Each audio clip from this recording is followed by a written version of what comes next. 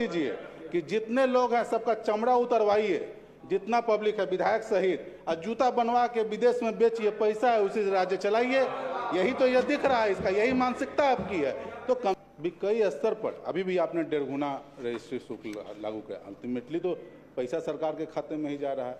Appeal में आप लें, समझ में आता है कि भाई हमने बार बार अपील किया, किसी को चेंज करने के लिए किया तो समझ में आता है। लेकिन जब मैं भूमि खरीद रहा हूँ और हमने पहले ही आपको पैसा दिया हुआ है और लैंडलॉर्ड फी के रूप में भी लिया था, तो ये अलग से फी का कोई मतलब नहीं है। तो इसे साफ दिखता है महोदय कि सरकार के खजाना खाली है, सरकार के पास पैसा नहीं है।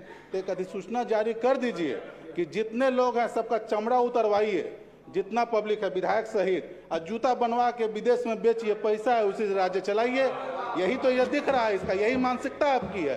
तो कम से कम जब लाते हैं 200 रुपया, पहले से ही आपका जितना दाखिल खारिज का देख लीजिए कितना है, 5-5 हज़ार रुपये के नाजायज रूप से पैसा लिया जा रहा है।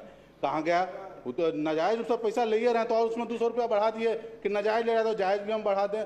तो इस तरह की व्यवस्था आप कर रहे हैं। और बाकी आपने अभी तक ये समीक्षा नहीं की कि कितना दाखिल खारिज अभी तक लंबित है, किन कारणों से लंबित है।